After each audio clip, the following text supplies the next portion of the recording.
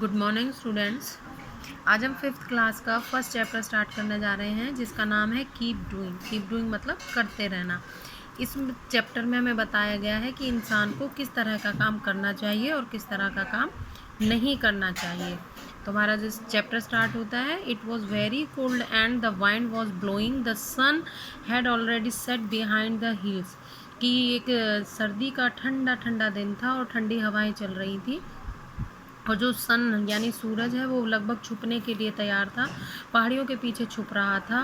The people of this small hilly town were in their houses in such a condition and old man was walking up the deserted street.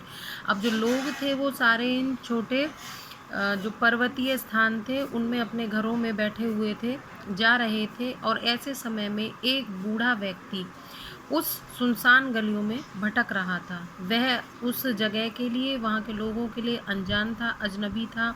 He had to go far but now the night had fallen and he needed some place to pass the night. वह बहुत जल्दी चला लेकिन रात हो गई और उसे ज़रूरत थी इस समय किसी स्थान पर रात गुजारने की।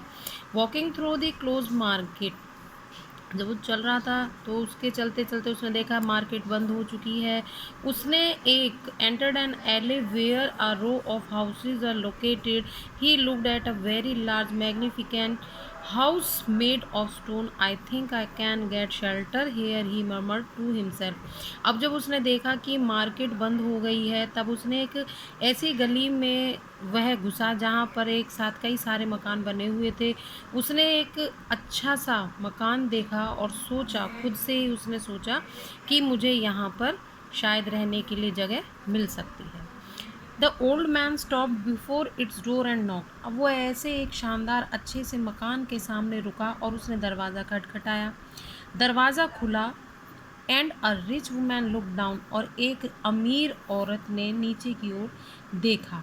What is it said she in a harsh tone. Harsh tone मतलब वह एक बड़ी खरखरी आवाज़ में बहुत तेज़ी से उससे बोली कि क्या है। उस आदमी ने कहा, आई एम अ ट्रेवलर, मैं एक यात्री हूँ और हैव टू गो फार, मुझे बहुत दूर जाना है। क्या मुझे आज रात गुजारने के लिए यहाँ पर स्थान मिल सकता है। You reach get away from here, the lady said. अब वो जो रईस औरत थी वो उससे बहुत तेज़ी से चिल्लाई और उसने कहा, यहाँ से चले जाओ। और उसने ऐसा कहते हुए उसके मुंह पर दरवाज़ा पटक दिया। जो वह व्यक्ति था वह निराश हो गया और वहाँ से चल दिया।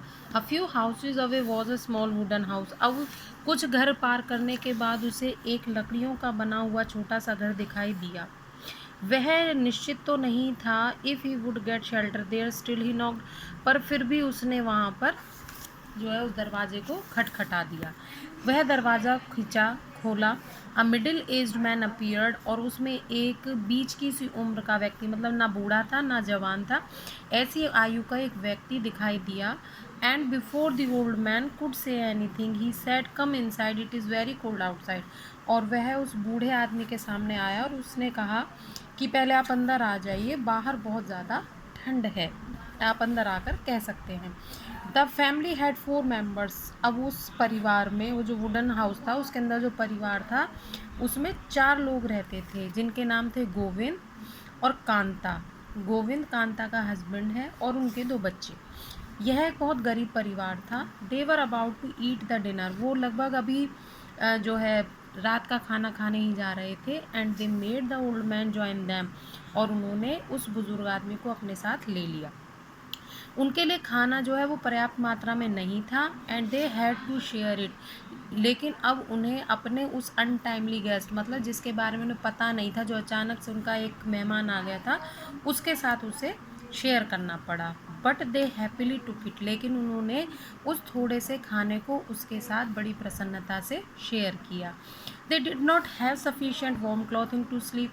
अब उनके पास रात को ओढ़ने के लिए, सोने के लिए पर्याप्त मात्रा में गर्म कपड़े भी नहीं थे। लेकिन उन्होंने उस बूढ़े व्यक्ति को आरामदायक स्थितियों का अनुमान कराया और उनके एक फायर प्लेस यानी जो अंगीठी थी उसके पास लेटने के लिए जगह दी और ओढ़ने के लिए एक कंबल दिया। The family huddled together in a single bed, और जो परिवार था वो एक ही बेड पर लेट गया।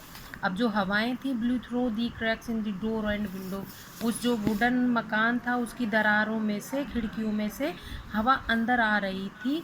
The dim light in the fireplace gave them some soak. अब वो कह रहे हैं कि जो हवा थोड़ी थोड़ी सी डिम लाइट थी, मतलब हल्की धीमी जो रोशनी थी उस अंगीठी की, वो उन्हें थोड़ी राहत दे रही थी। In the morning the old man stood up to गो।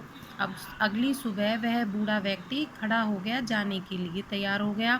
उसने कहा, I have cause you much trouble, मेरे कारण आपको बहुत अधिक परेशानी हुई है। It was kind of you to give shelter to this old stranger, लेकिन यह आपका बहुत दयालुतापूर्ण काम था कि आपने मुझ जैसे अजनबी को शरण दी। गोविंद सेड, गोविंद ने कहा, please don't say like this, कृपा करके ऐसा मत कहिए। A guest is like a god to us, एक मेहमान हमारे लिए भगवान के जैसा है। It was our pleasure to receive you, ये हमारे लिए बहुत ही सम्मान की बात है कि आप हमारे साथ रहे। I am sorry we couldn't do much for you, बल्कि मैं माफ़ी चाहता हूँ कि मैं आपके लिए ज़्यादा कुछ नहीं कर पाया। Now please stay for a while, अब कुछ देर के लिए रुकिए, so that I can arrange for some breakfast, ताकि मैं आपके लिए थोड़ा नाश्ता लगा पाऊँ। जो बूढ़ा व्यक्ति था अब उसने उनसे कहा, शुक्रिया इस तुम्हारे आभार के लिए, इस तुम्हारी जो है मेहमान नवाजी के लिए। I have far to go, मुझे बहुत दूर जाना है। अब please keep doing what do you first, God bless you. वो कहते हैं कि आप ऐसे ही करता ही रहना जैसा आपने किया, मतलब जैसे एक बूढ़े व्यक्ति को उन्होंने सहारा दिया, वो कहते हैं ऐसा तुम हमेशा करते रहना, भगवान तुम्हारी सहायता करें। ऐसा कहकर वह बूढ़ा व्यक्ति वहाँ से चला गया। कांता ने अपना पर्स उठाया। She counted out the coins to give Govind. अब वह गोविंद को ब्रेड और नाश्ते के लिए ब्रेड लाने के लिए कुछ कॉइन यानी सिक्के गिनने लगी देने के लिए। She knew there were only a few coins in it, उसे पता था कि उसके पास बहुत थोड़े से ही पैसे हैं उसमें। But the purse seemed still heavy, लेकिन जो उसका पर्स है वो बहुत ही भारी हो गया, देखने में बहुत भारी लग रहा था। She put her hands it in again and to her surprise, अब उसने उस पर्स को अपने हाथ में उठाया और वह हैरान हो गई। क्या देखा उसने? उसने देखा कि उसमें तो बहुत सारे सिक्के रखे हुए थे। उसने उन सिक्कों को गिनना शुरू किया। Still the purse seemed heavy, और उसका जो पर्स था वो उसके गिनने के बाद भी बहुत भारी हो रहा था। उसने देखा बहुत सारे सिक्के हैं। And she found more coins, और वो जितना भी गिनती वो ज़्यादा होते जाते थे। द मोर शी काउंटेड, वो जितना गिनती वो सिक्के उतने ही बढ़ते चले जा रहे थे। उसके पर्स के अंदर वो पैसे ख़त्म नहीं हो रहे थे। Soon she was counting the coins in the bucket, अब उसने गिनते गिनते जो है उस बकेट यानी बाल्टी में भर दिए। वो जो सिक्कों को गिन रही थी बाल्टी में भरती जा रही थी। Before long one bucket was full of coins, अब जो है एक बाल्टी पूरी तरह से उन सिक्कों से भर गई। And now she was filling another bucket, अब उसने जो है ऐसे ही सिक्के गिनते गिनते दूसरी बाल्टी भी भर दी। And the purse continue to give out coins, लेकिन अभी भी उसका जो पर्स था उसमें से लगातार सिक्के निकलते जा रहे थे। इट वॉज मैजिक, यह एक जादू था। परिवार के सभी लोग बहुत ही उत्सुक थे। They were disturbed with a knock at the door, अभी वो सिक्के गिन ही रहे थे कि इतनी देर में दरवाज़ा किसी ने खटखटाया। Govind open the door, Govind ने जाकर दरवाज़ा खोला और वहाँ पर घर के बाहर एक औरत को खड़ा हुआ पाया। It was the same lady who had refuse to give shelter to the old man, ये वही औरत थी जिसने पिछली रात को उस बुजुर्ग आदमी को अपने घर में आसरा देने से मना कर दिया था। It was with her family that the Kanta worked as a maid, यह उस परिवार की महिला थी जहाँ पर कांता एक मेड के रूप में यानी एक नौकरानी के रूप में काम करती थी। उसने वहाँ से उससे पूछा, वेयर इज़ कांता, कांता कहाँ है? She hasn't come yet for work, वह अभी तक काम पर क्यों नहीं आई पहुँची है? She said as she walked into the room, और ऐसा कहती हुई वह उस घर कमरे के अंदर चली गई। वहाँ जाकर उसने क्या देखा? उसने देखा 2 बाल्टियाँ सिक्कों से भरी हुई and a heap of coins on a blanket, और एक बहुत बड़ा ढेर सिक्कों का देखा उसने कंबल के ऊपर। और वो जो लेडी थी वो ऐसा देख करके बहुत हैरान हो गई। How did you get so much of money, she scream in jealousy. Jealousy मतलब वह बहुत तेज ईर्ष्या में, जलन में चिल्लाते हुए बोली, इतना सारा पैसा तुम्हारे पास कहाँ से आया।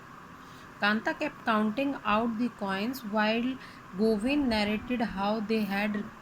वो कह रहे हैं कि कांता जो है अभी भी पैसे गिन रही थी और जबकि गोविंद उसे पूरी कहानी बता रहा था। Shelter to the old man and how he had blessed them. वो कहानी कि किस तरह से उसने उस बुजुर्ग आदमी को आसरा दिया और उसने उन्हें जो ब्लेस था मतलब आशीर्वाद के रूप में उसे इतना धन दिया। अब वो जो रईस औरत थी वो पूछने लगी वह आदमी कहाँ है, वह बूढ़ा आदमी कहाँ है। Soon she was running out in the direction where the old man had gone. अब वो फटाफट से उसने उनसे पूछा और वो उसी दिशा में भागने लगी जिस दिशा में वह बूढ़ा व्यक्ति जा रहा था या गया था। उसने उसे देखा नॉट वेरी फार अवे और शी नेल्ड बिफोर हिम। वो उसे जल्दी से ही उसने उसे ढूंढ लिया, वह भी बहुत दूर नहीं गया था और वह उसके सामने घुटने टेक करके बैठ गई और बोली, आई am sorry good old man. बोली, मुझे माफ़ कर दो अच्छे बुजुर्ग आदमी, that I refuse you shelter last night, कि मैंने तुम्हें कल रात को अपने घर में आसरा देने से मना कर दिया।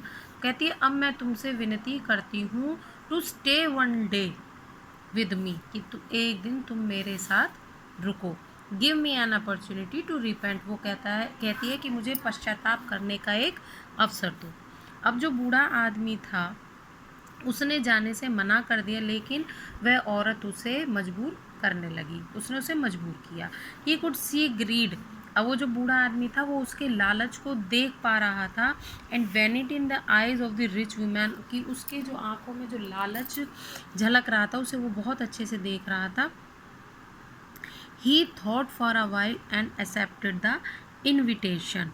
उसने देखा कि उसकी आंखों में लालच है, घमंड है उस रईस औरत के में, फिर भी उसने सोचा कि कुछ देर के लिए उसके पास जाना चाहिए, इसलिए उसने उसके इनविटेशन को स्वीकार कर लिया। The whole day the lady offered him the finest of food available in the town.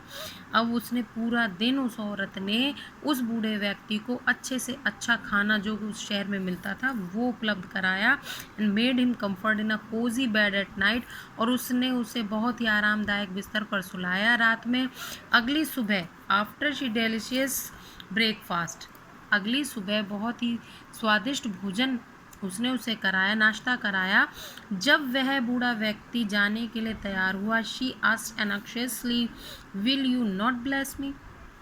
जब वह जाने के लिए तैयार हुआ तो वह बड़ी टेंशन में आ गई। उसने चिंतित होते हुए, बड़ी ही एक्साइटेड होते हुए उसने उससे पूछा कि क्या आप मुझे आशीर्वाद नहीं देंगे।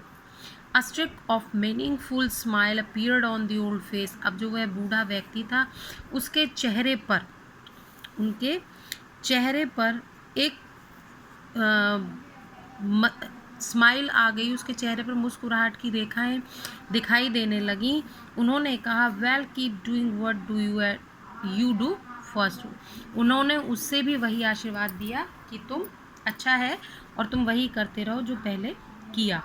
The lady had already made preparations for this बून। अब जो वो औरत थी वो इस आशीर्वाद के लिए पहले से ही तैयारियां कर चुकी थी। She had already placed a large bucket. उसने पहले ही अपने कमरे के बीचों बीच एक बड़ी बाल्टी रख दी थी।